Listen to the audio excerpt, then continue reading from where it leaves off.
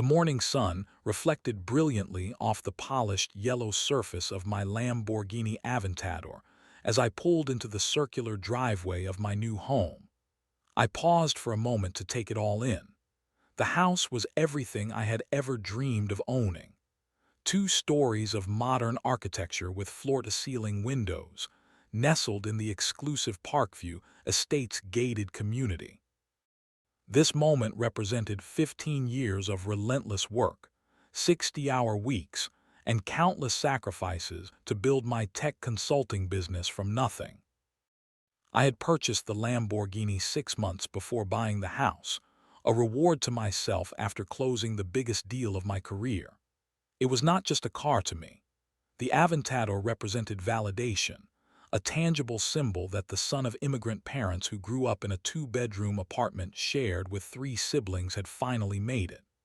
Every detail of the vehicle was perfect, from the custom yellow exterior to the black leather interior that still carried that new car smell. The decision to move into Parkview Estates seemed perfect at the time. The community offered security, beautifully maintained common areas, and neighbors who were professionals like myself.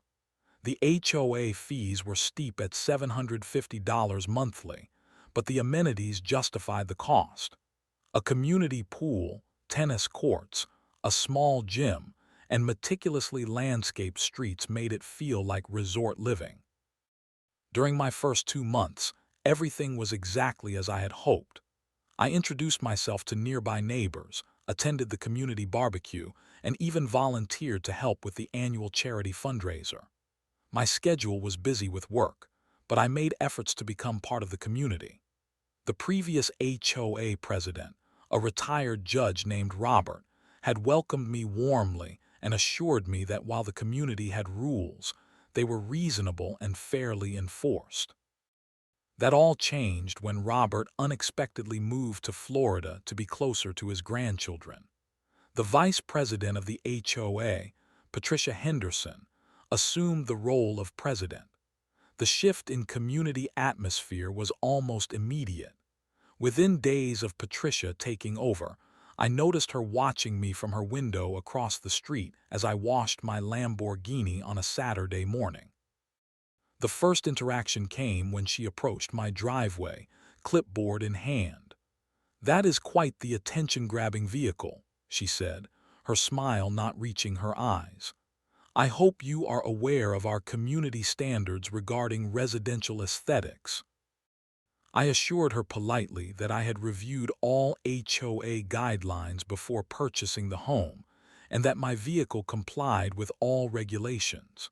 She nodded stiffly and walked away, but something in her expression told me this was not the end of the matter. 3 days later, the first letter appeared in my mailbox. It mentioned concerns about the visual impact of my vehicle on the harmonious appearance of the neighborhood. The letter was vague, citing no specific violations, but strongly encouraged me to consider garage parking only. My garage was currently set up as a home office, but even if it were empty, the Lamborghini would not fit due to its low clearance and the garage door height. I responded with a polite email explaining the situation and requesting clarification on any specific guidelines I might be violating.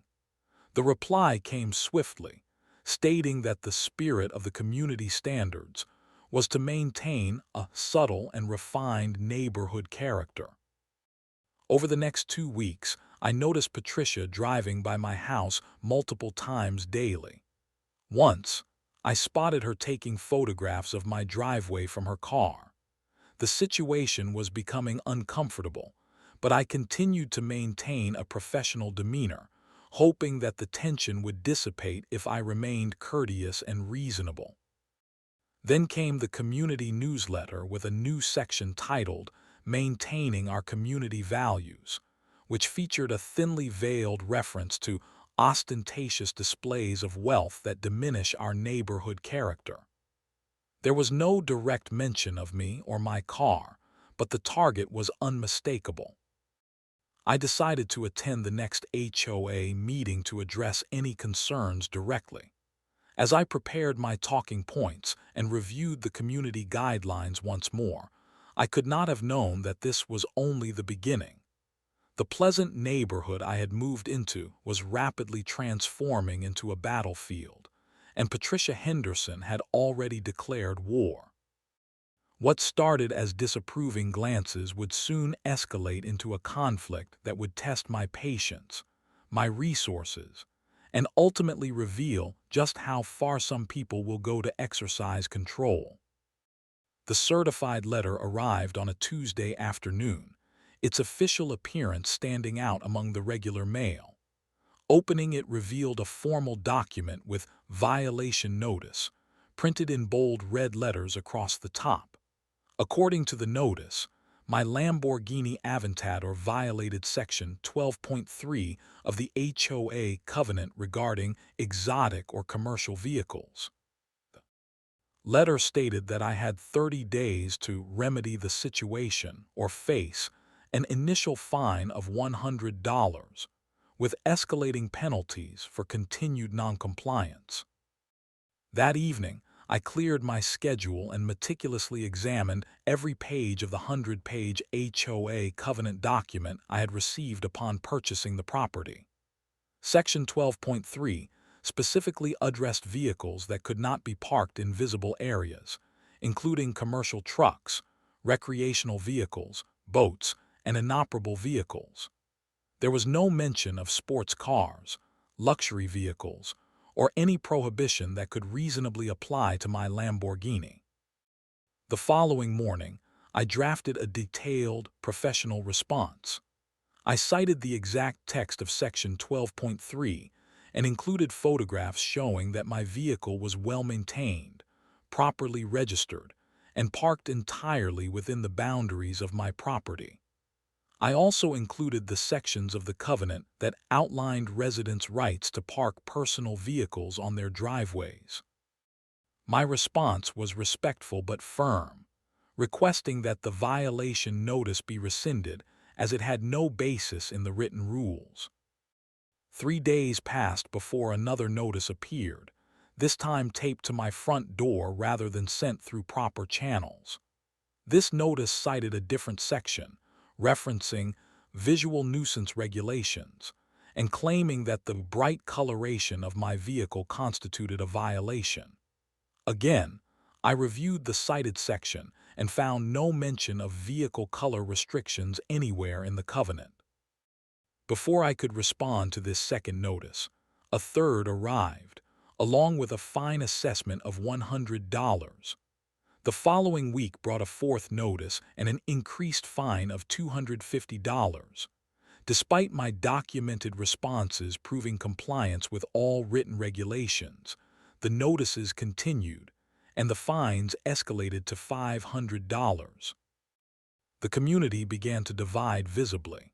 Some neighbors stopped to express their support, saying they had never had issues with my car and found it to be well maintained and appropriately parked. James Bennett, who lived 2 doors down, revealed that he had received similar notices about his restored classic Mustang shortly after moving in, but they had ceased after he threatened legal action. Other residents began to avoid eye contact when passing my house, clearly not wanting to be seen as allied with me. Patricia had effectively created an atmosphere where taking sides was inevitable, and many chose the path of least resistance by aligning with the HOA leadership. The monthly HOA meeting arrived, and I prepared thoroughly. I brought copies of all notices, my responses, relevant sections of the covenant, and photographs documenting compliance. When the open forum portion of the meeting began, I calmly presented my case, maintaining a professional demeanor despite my growing frustration. As you can see from these documents, I explained to the board and assembled residents, my vehicle complies with all written guidelines. I respectfully request that these unwarranted violations be rescinded and that the assessed fines be canceled. The room was silent for a moment before Patricia leaned forward, her expression hard. The board has the authority to interpret the covenant as needed to maintain community standards, she stated firmly. And we have determined that your vehicle falls under the exotic vehicle category, which is disruptive to neighborhood harmony. When I pointed out that exotic vehicle was not defined anywhere in the covenant, another board member, clearly following Patricia's lead, suggested that any reasonable person would consider a Lamborghini to be exotic. The meeting reached its turning point when I presented the section outlining the proper procedure for rule changes, which required formal proposal, community notification, and a vote. No such process has occurred regarding exotic vehicles, I noted. Patricia's composure cracked momentarily. Perhaps the rules were not explicit enough for people like you, she said, her voice dripping with disdain. But this community was established for residents who understand the value of subtlety and good taste, not show-offs with flashy cars trying to flaunt their wealth. The room fell silent. Half the residents looked uncomfortable, while others nodded in agreement. In that moment, the true nature of the conflict became crystal clear. This was not about rules or community standards. This was Patricia Henderson using her position of power to wage a personal campaign against someone she had decided did not belong.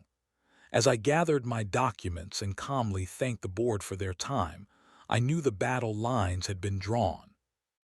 What I did not yet know was how far Patricia was willing to go in her crusade against me and my yellow Lamborghini. The events that followed the contentious HOA meeting escalated beyond anything I could have imagined. A major client emergency required my presence at their headquarters in Chicago for 3 days. Before leaving, I made sure my property was in perfect order. The Lamborghini was parked precisely in the center of my driveway, freshly washed and covered with its custom protective cover. The business trip was intense but successful. After 72 hours of problem-solving and very little sleep, I was looking forward to returning home and getting some rest. The taxi from the airport turned onto my street at dusk. As we approached my house, something immediately felt wrong. The distinctive shape of my covered Lamborghini was missing from the driveway. My heart rate spiked instantly. I rushed from the taxi, paid the driver hastily, and stood staring at the empty space where my $325,000 vehicle should have been. For a brief, irrational moment, I wondered if I had somehow forgotten parking it elsewhere, but I knew that was impossible. With shaking hands, I dialed 911. "I need to report a stolen vehicle," I told the dispatcher, providing my address and details about the Lamborghini. Officer Martinez arrived within 15 minutes and began taking my statement in the driveway. I explained about my business trip, confirmed that no one else had access to the vehicle, and provided the documentation of ownership. As Officer Martinez was noting the vehicle identification number, my neighbor James Bennett hurried across the street, looking concerned and slightly nervous. "They took it yesterday," he said quietly, glancing over his shoulder toward Patricia Henderson's house. "Who took it?" I asked, though I already suspected the answer. "The HOA board," James whispered. "Patricia and 2 board members came with a tow truck. They had some papers they showed the driver. I tried to call you, but it went straight to voicemail." Officer Martinez looked between us. "If this is a civil matter involving your homeowners association, there may not be much the police can do," he explained apologetically. "You might need to consult with an attorney." As soon as Officer Martinez left, promising to file a report anyway, I marched across the street to Patricia Henderson's colonial-style home. My knock was answered with surprising promptness, as if she had been waiting for me. The smile on Patricia's face when she opened the door made my blood run cold. It was the smile of someone who believed they had won completely. "Oh, you are back from your trip," she said with artificial pleasantness. "I suppose you have questions about your vehicle." "Where is my car?" I demanded, struggling to maintain my composure. Patricia's smile widened slightly as she reached for a folder on the entryway table. "Your eyesore has been removed according to bylaw enforcement procedures," she said, sliding a paper toward me. "After 90 days of unpaid fines, the association has the right to litigate or liquidate." I scanned the document, which was filled with legal jargon and references to HOA powers I had never seen in the original covenant. "This is absurd. It has not been 90 days, and I have contested every fine with proper documentation." "The board voted unanimously that your responses were insufficient," Patricia replied smoothly. "The matter has been settled according to our procedures." When I demanded to know where my car had been taken, Patricia merely suggested I check with the impound lots before closing her door. I spent the next 2 hours calling every towing company in a 20-mile radius. None admitted to having my vehicle. Frustrated and exhausted, I returned home to regroup and plan my next steps. Just before midnight, James texted me a link. My stomach dropped as I clicked it and found myself staring at an online auction listing featuring professional photographs of my Lamborghini Aventador. The auction was already active, with bidding starting at $150,000, far below the vehicle's market value. The listing stated that the sale was a legal liquidation of property to satisfy outstanding debts. The reality of the situation hit me like a physical blow. My car had not just been towed as a temporary punishment. The HOA was attempting to sell my property without due process. First thing in the morning, I called the most aggressive attorney I knew. This was no longer about neighborhood politics. This was theft, and Patricia Henderson had just made the biggest mistake of her life. The law offices of Henderson and Watts occupied the 10th floor of a downtown office building. Despite having the same surname as my HOA adversary, Alina Watts assured me over the phone that there was no relation and no conflict of interest. "In fact," she had said, "I have built my reputation on fighting HOA overreach cases. They are my specialty." The conference room felt like a war room as I spread my documents across the large oak table. Every notice, every response, photographs of my property, the full HOA covenant, and printouts of the auction listing. Alina Watts was a sharp-featured woman in her 50s with the focused intensity of someone who enjoyed complex challenges. "This is textbook illegal seizure," she said after reviewing the materials for nearly an hour. "HOAs do have significant power, but they cannot simply take your property and sell it without proper legal proceedings, regardless of what their internal documents might claim." Alina highlighted several sections of state property law that explicitly protected homeowners from exactly this type of action. Even if you had violated their rules, which the evidence suggests you did not, they would need a court order to seize property of this value. They cannot simply declare themselves judge and jury. We methodically reconstructed the timeline of events, creating a detailed chronology from my first interaction with Patricia through to the unauthorized seizure of my vehicle. Alina pointed out multiple procedural violations in how the HOA had handled the situation. They failed to provide proper notice before towing. They failed to conduct a hearing where you could present your case. They failed to follow their own documented procedures for dispute resolution, she enumerated, making notes on her legal pad. And attempting to sell the vehicle without a court order is blatantly illegal under state law. Through careful questioning, Alina extracted details I had not initially considered important.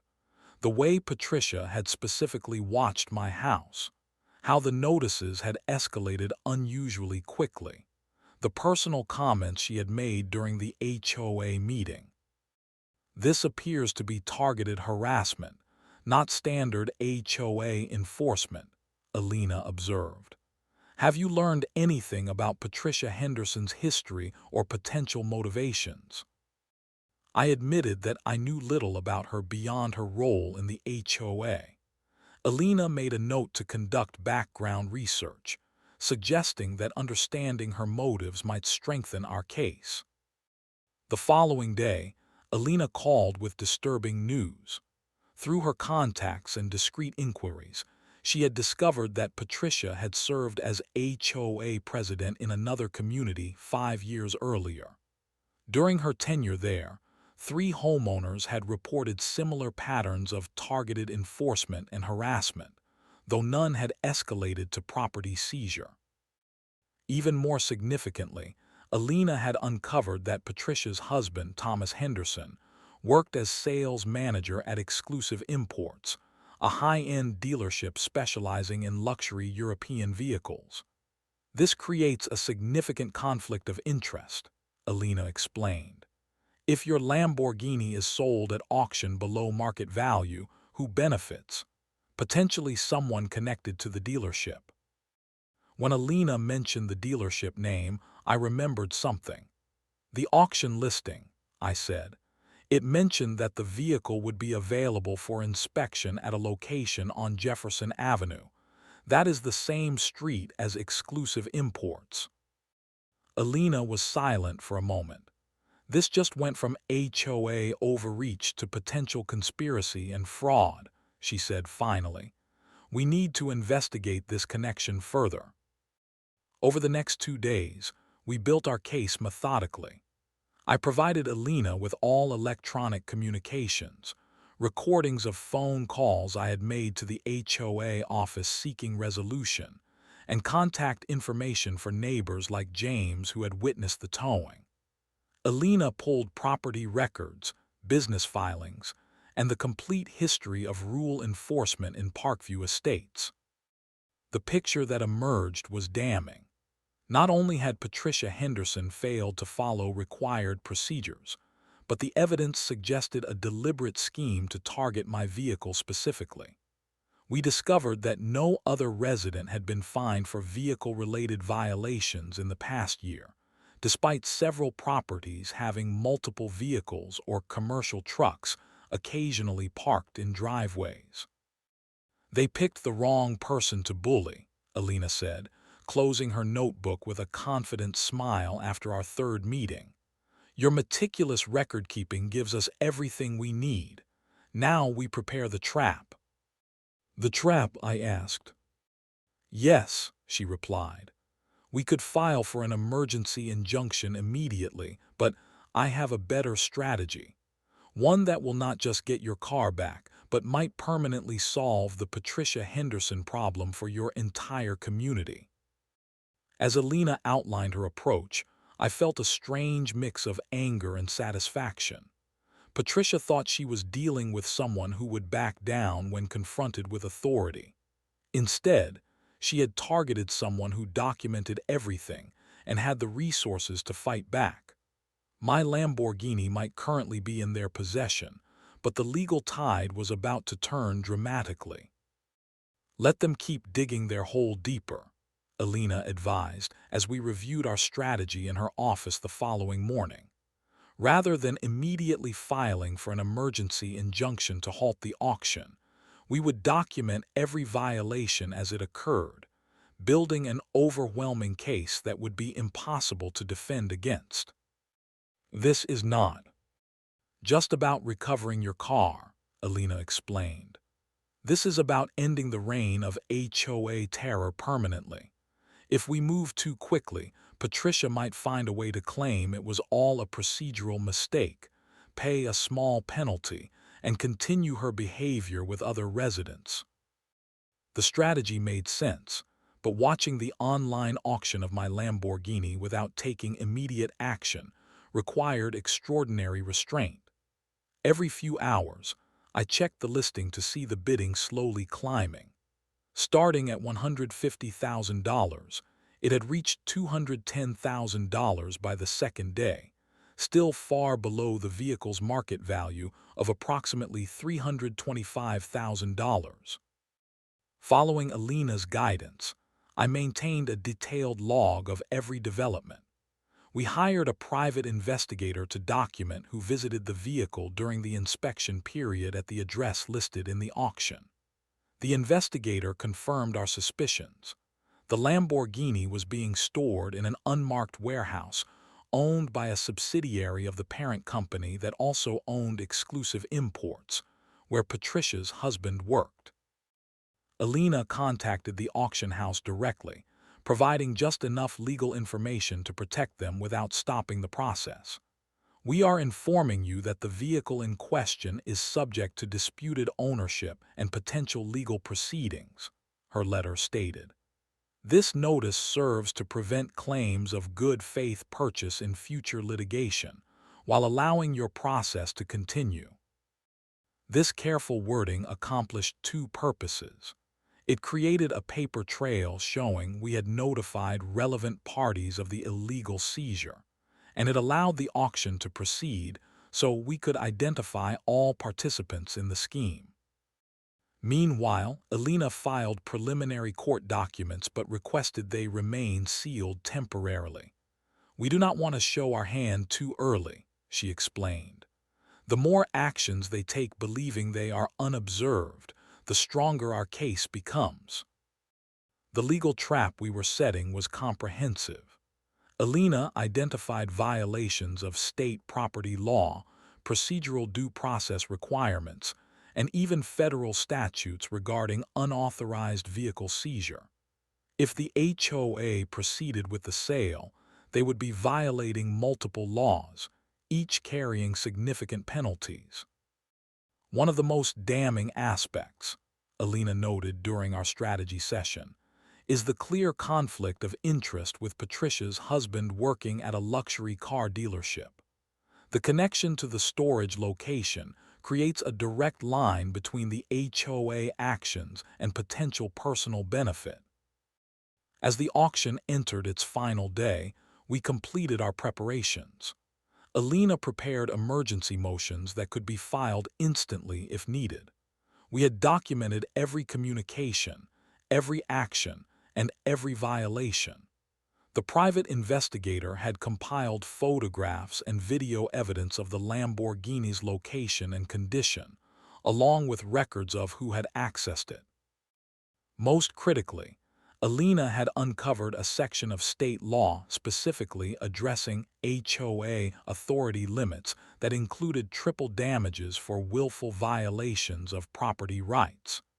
If we could prove Patricia knew her actions were illegal, the financial consequences would be severe. The day before the auction was set to close, Alina reviewed our complete strategy once more. "Tomorrow, they will think they have won," she said. "The car will sell, likely to someone with connections to Patricia's husband's dealership. They will believe they have successfully punished you and asserted their authority. That is when we spring the trap." I watched the online bidding with clenched teeth as the final hours approached. The high bid stood at $225,000, a full $100,000 below market value. Each incremental increase felt like watching my property being stolen in slow motion. Yet Alina had convinced me that allowing the process to complete would ultimately yield the most comprehensive justice. "We need to establish intent," she had explained when filing the court documents under seal. "If we stop the auction now, they will claim it was all a misunderstanding. If we allow it to complete, their actions become undeniable." The auction closed at exactly 6:00 p.m. My Lamborghini Aventador, the car I had worked 15 years to afford, had been sold for $225,000 to a buyer identified only by a bidder number. Alina called me immediately after the auction closed. "It is done," I said, feeling a mix of anger and strange relief that this phase was complete. "Now we move," Alina replied. "I have just received information that the HOA board has scheduled a meeting for tomorrow evening. They plan to announce the successful resolution of the situation with your vehicle. That is when we will serve them in front of the entire community." The HOA board had no idea they were walking into a legal minefield of their own making, with Patricia confidently leading them forward with each unauthorized step. As I reviewed the comprehensive legal documents Alina had prepared, I realized that Patricia A's campaign against me was about to backfire spectacularly. She had been so focused on exercising her perceived power that she had never stopped to consider that she might have chosen the wrong target. The final auction price of my Lamborghini Aventador was $225,000, nearly $100,000 below market value. Watching the online counter finalize the sale felt like witnessing a crime in real time. My property, purchased through years of hard work, was being stolen through a veneer of legality. I saved screenshots of the entire auction process, adding them to our growing evidence file. The following morning, my private investigator called with news. The winning bidder had arrived to claim the vehicle. From a discreet distance, he photographed and recorded the transaction. A tall man in an expensive suit inspected the Lamborghini before signing the transfer papers. The investigator followed him back to, of all places, Exclusive Imports dealership. Within hours, Alina had identified the buyer, Michael Reynolds, a former colleague of Thomas Henderson who had worked at Exclusive Imports for 10 years before starting his own luxury car export business. The connection was undeniable and damning. The auction had been nothing but theater in a corrupt scheme. "This is better than we could have hoped for," Alina said when I arrived at her office with the new evidence. "The paper trail leads directly from Patricia to her husband to his former colleague. The conflict of interest is irrefutable." As we prepared for the evening's HOA meeting, Alina reviewed our strategy one final time. She would attend with me, accompanied by a court officer who would serve the legal papers. We had filed for an emergency injunction that morning, and the judge, after reviewing our evidence, had immediately issued a temporary restraining order halting the transfer of my vehicle's title and barring the buyer from removing it from the state. The monthly HOA meeting began at 7:00 p.m. in the community clubhouse. The room was more full than usual, suggesting that word of the situation had spread throughout the neighborhood. Patricia sat at the center of the board table, appearing particularly pleased with herself. The meeting proceeded through standard business matters, landscape updates, pool maintenance schedules, approval of previous minutes. When they reached the agenda item labeled Resolution of Covenant Violations, Patricia's satisfied smile broadened. "I am pleased to report that the board has successfully resolved a significant violation case," she announced to the room. "The exotic vehicle that has been disrupting our community aesthetic has been removed and liquidated in accordance with our enforcement powers. The proceeds have been applied to outstanding fines, with the remainder transferred to our Community Improvement Fund." Several residents exchanged uncomfortable glances. Others nodded in approval. Patricia continued, detailing how the board had taken necessary steps to maintain community standards. That was when Alina and I, accompanied by the court officer, entered the room from the back. Patricia faltered mid-sentence as she noticed us walking down the center aisle. "Excuse me," Alina said clearly, her voice carrying throughout the now silent room. "I have legal documents to serve to the Board of Parkview Estates Homeowners Association." The court officer stepped forward, placing the thick envelope of legal papers in front of Patricia. This is a temporary restraining order issued by Judge Morrison of the County Circuit Court, effective immediately, Alina announced. It halts all proceedings related to the vehicle in question and freezes any funds received from the unauthorized sale. Patricia's face transformed from confident to stunned as Alina continued. Additionally, the board is being sued for illegal seizure, fraud, conspiracy, violation of property rights, and failure to follow due process. Each board member is named individually in the suit, as they may be personally liable for damages. Gasps filled the room as residents processed what was happening. Several people pulled out their phones, recording Patricia's reaction. Her usual composure crumbled as she fumbled with the legal documents, clearly unprepared for this turn of events. "This is absurd," Patricia stammered. "The board acted within its authority under the covenant." "The covenant does not supersede state law," Alina replied calmly. "And state law explicitly prohibits the seizure and sale of personal property without court order, regardless of what your internal documents might claim." One of the other board members, a nervous-looking man who had always supported Patricia, whispered urgently in her ear. She nodded stiffly before addressing the room. "This meeting is adjourned pending legal consultation," she announced, her voice lacking its usual authority. As the meeting broke up in confused murmurs, several residents approached me with stories of their own negative experiences with Patricia's leadership. James Bennett openly shared how he had witnessed the towing of my car. Another neighbor revealed she had been threatened with fines over her garden decorations after disagreeing with Patricia at a previous meeting. By morning, the story had spread throughout the community. Residents stopped by my house to offer support, express outrage, and share their own stories of HOA intimidation. What had begun as one person's battle against injustice had transformed into a community awakening.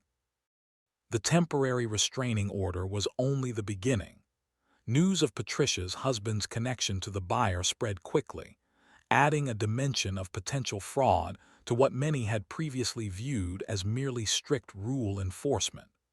The community that Patricia had sought to control through fear and selective enforcement was now united against her leadership, all because she had chosen the wrong target for her personal vendetta. 3 weeks after serving the HOA board with legal papers, our case reached the courtroom of Judge Elaine Ramsey. The county courtroom was filled beyond capacity. Nearly half of Parkview Estates residents had come to witness the proceedings, along with reporters from 2 local newspapers. HOA disputes rarely generated this level of public interest, but the dramatic seizure and attempted sale of a luxury vehicle had captured attention. Our legal team had prepared meticulously. The evidence was organized chronologically, demonstrating the escalating pattern of targeted harassment, procedural violations, and ultimately the illegal seizure and attempted sale of my vehicle. Text messages between Patricia and other board members, obtained through discovery, revealed their deliberate strategy to find or create violations specifically for my property. Most damning was the evidence connecting Patricia's husband Thomas to the auction buyer. Email records showed Thomas had contacted his former colleague Michael Reynolds 2 days before the auction was even publicly listed, describing a business opportunity involving a discounted Lamborghini Aventador. The HOA's defense attorney attempted to argue that the board had acted within its authority as granted by the covenant. Judge Ramsey interrupted this line of reasoning almost immediately. "Covenants cannot grant powers that violate state law," she stated firmly. "No private organization can authorize itself to seize and sell property without due process, regardless of what internal documents might suggest." When the HOA attorney suggested the situation was merely a procedural oversight, Judge Ramsey asked pointedly whether the board president's husband working at a luxury car dealership connected to the buyer was also a procedural oversight. The courtroom fell silent at this direct acknowledgement of the apparent corruption. After 2 days of testimony and evidence presentation, Judge Ramsey delivered her verdict. This court finds the actions of the Parkview Estates HOA board to be not only in violation of their own bylaws, but demonstrably illegal under state law. The seizure and attempted sale of personal property without judicial approval constitutes theft by conversion. The judgment was comprehensive and left no room for appeal. The immediate return of my vehicle was ordered, along with $175,000 in damages, representing the diminished value from improper storage plus compensation for transportation costs and legal fees. Additionally, Judge Ramsey ordered the removal of all board members involved in the decision and prohibited them from serving on HOA boards for 5 years. Most significantly, the court found Patricia's conduct willfully malicious and corrupt, making her personally liable for a portion of the damages rather than having them covered by the HOA's insurance. The evidence of her husband's connection to the luxury car industry and the buyer created what Judge Ramsey called an unmistakable pattern of self-dealing and abuse of position. The aftermath of the court decision transformed our community. Within weeks, an interim board was elected with a mandate to reform the HOA governance structure. New bylaws were drafted with proper legal oversight, including explicit limitations on enforcement powers and clear procedural requirements for addressing alleged violations. Patricia and Thomas Henderson listed their house for sale within days of the judgment. The ethics investigation launched by Exclusive Imports' parent company resulted in Thomas being placed on administrative leave pending review. Their reputation in the community was irreparably damaged. When my Lamborghini was returned, neighbors organized an impromptu welcome back celebration on my driveway. People I had barely spoken to before brought food and drinks, celebrating not just the return of my car but the community's liberation from abusive leadership. James Bennett, who had been my primary ally throughout the ordeal, was elected to the new HOA board, along with 4 other residents committed to fair and transparent governance. Their first official act was to issue a formal apology to residents who had been subjected to selective enforcement under the previous leadership. As for me, despite suggestions that I might want to move after such an ordeal, I decided to stay. This house represented my achievement, and now it also represented my refusal to be bullied from my rightful place. The yellow Lamborghini continued to sit in my driveway, now a symbol not just of personal success, but of standing firm against injustice. The experience taught me that fighting back against abuse of power requires patience, strategy, and meticulous documentation. It taught me that systems meant to maintain community standards can be weaponized when placed in the wrong hands. Most importantly, it showed me that standing up to bullies is not just about personal justice. It is about ensuring they can never victimize anyone else again. Today, Parkview Estates is the neighborhood I originally hoped for when I moved in. The reformed HOA focuses on actual community enhancement rather than petty enforcement. Rules still exist, but they are applied fairly and consistently. Sometimes, fighting for what is right creates positive change that extends far beyond your own situation. Sometimes, the trap you set not only catches the predator but liberates an entire community.